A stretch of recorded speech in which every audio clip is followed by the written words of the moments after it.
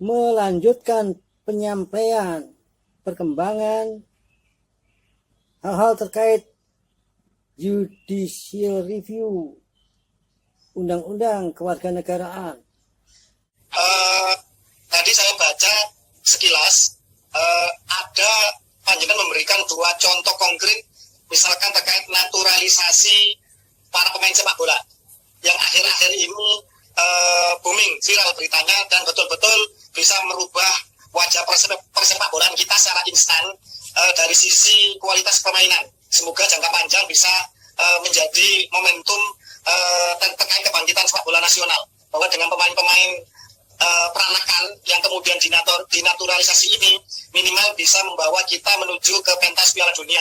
Yang kedua, bisa menjadikan stimulan atau pelecut atau menjadi pemicu bagi para pemain-pemain putra bangsa asli untuk kemudian bisa meningkatkan prestasinya dan bisa bersaing di tim nasional. Terkait masalah hal tersebut, itu kalau nggak salah Bung Suhan, itu FIFA itu mensyaratkan bahwa mereka yang bisa dinaturalisasi adalah 3 generasi ke atas. Jadi misalkan kapten timnas ya, Jai Ikses itu punya ayah, kakek atau nenek ya yang berdarah pribumi. Tapi karena dia campuran atau peranakan, maka tetap dia harus melakukan proses pengajuan untuk menjadi warga negara Indonesia. Dan itu prosesnya juga karena ini keputusan politik dibantu oleh DPR dan kemudian Kemenpora dan juga menjadi atensi dari kepala negara, akhirnya bisa dipersingkat dan dipercepat. Semacam itu. Artinya untuk menjadi pemain sepak bola saja itu mempunyai proses yang demikian rumit dan panjang dengan administrasi yang lengkap. Terakhir ada 4, Emil Audero, Dean James, terus kemudian siapa lagi ya, Joe Palupesi, siapa lagi itu ada lagi. Nah itu menyatakan bahwa untuk menjadi warga negara Indonesia ternyata administrasinya sangat banyak dan rumit. Berikut ini pula kelanjutan videonya yang saya petik dari Gus Fuad Channel. Olahraga sepak bola yang ini demikian rumit dan panjang proses pengajuannya, walaupun dibantu oleh keputusan-keputusan politik.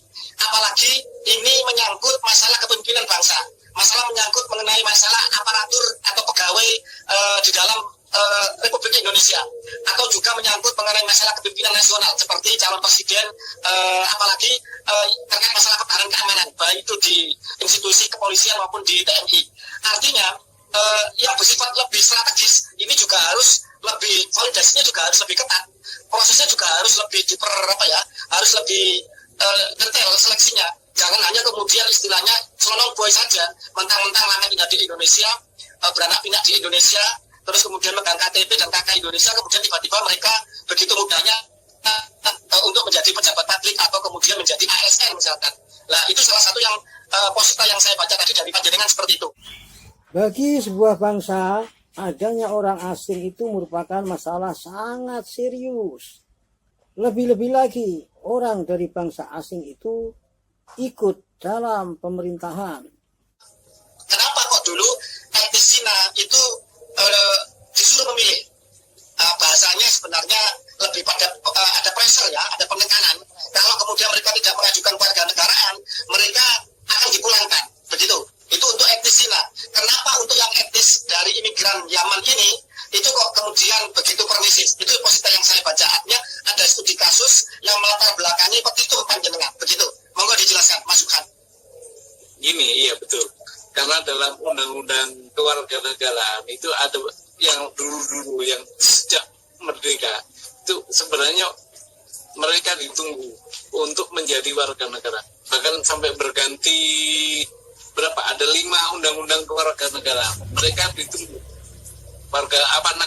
Bangsa lain yang ada di Indonesia itu ditunggu untuk menjadi warga negara. Tapi nggak ada juga, kecuali ya yang banyak orang Cina tadi. Itu pun terjadi pada setelah undang-undang kewarganegaraan tahun 58. Ketahuilah, klan Ba'alwi diduga tidak mendukung kemerdekaan Indonesia dan ingin tetap menjadi golongan penduduk kelas yang lebih tinggi daripada yang lain. Orang Arab menurut dugaan saya ini, dia itu tidak mengakui kemerdekaan kita, maka dia tidak mau menjadi warga negara Indonesia. Itu. Jadi kalau ada klaim dia menjadi pahlawan kemerdekaan, menjadi ikut perang kemerdekaan, itu bohong. Karena gini, mereka itu pengen ikut Belanda supaya dinomor 2-kan terus statusnya sebagai bangsa gitu loh. Jadi orang-orang Arab ini cenderung tidak mengakui kemerdekaan kita. Jadi kalau ada klaim dia yang berjuang, dia yang berdarah-darah, itu bohong. Oke, jadi gini, Gitu. itu bisa diterima secara akal sehat. Jadi secara logis, kalau kemudian orang-orang bangsa peranakan ini betul-betul ingin ikut kepada Republik Indonesia dan mendukung kemerdekaan, harusnya mereka tanpa disuruh pun, mereka ketika ada seruan, mereka berbondong-bondong untuk mengajukan kewarganegaraan karena ingin menjadi betul-betul 100% warga negara Indonesia. Artinya tidak bercabang-cabang pemikirannya, tidak kemudian punya pikiran mau ikut Belanda atau masih berharap kembali ke negeri leluhurnya. Kan begitu. Ternyata kalau nggak salah tahun 1947 dan tahun 1958,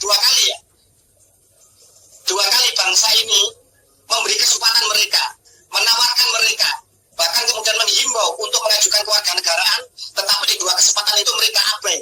Dan saat inilah kemudian bangsa ini ingin meluruskan sejarahnya, ingin meluruskan status kewarganegaraan mereka, dan menagih janji. Apakah benar engkau memang benar-benar ingin menjadi warga negara Indonesia dan setia kepada Republik ini, setia kepada tanah air ini, dan betul-betul mendukung kemerdekaan kita sebagai sebuah bangsa. Kalau ini kemudian diabaikan lagi, maka kita patut bertanya secara besar, apakah betul mereka betul-betul mencintai negeri ini? Apakah betul-betul mereka ingin menjadi bagian dari kebinekaan kita di negeri ini? Nah, ternyata kemudian dari klan Ba'alawi terutama ya, dari imigran Yaman yang digarisbesarkan sebagai imigran keturunan Arab, walaupun secara genetis DNA mereka bukan orang Arab gitu ya. Itu ternyata mereka melanggengkan suatu supremasi kelas. Mereka ingin memuliakan rasnya di atas ras pribumi Nusantara dengan serangkaian perbudakan spiritual yang berujung kepada kapitalisasi agama, dan ini berbahaya bagi kehidupan kebangsaan ini, berbahaya bagi Pancasila, berbahaya bagi NKRI, berbahaya bagi Bhinneka Tunggal Ika. Dan terima kasih kepada Mas Burhan dan juga seluruh para pejuang Nusantara, para netizen yang masih peduli dan cinta kepada bangsa ini, bahwa ini bukan hal yang biasa-biasa saja. Ini bukan hal yang remeh-temeh, tetapi hal yang sangat penting, strategis, krusial bagi kehidupan bangsa ini, tidak saja pada hari ini, tetapi untuk ke depan nanti, diuji bangsa ini. Perjuangan ini pun perjuangan melawan diskriminasi rasial. Diskriminasi ketika etnis Cina itu ditekan untuk memilih warganegaraan, sementara untuk warganegara Arab diabaikan.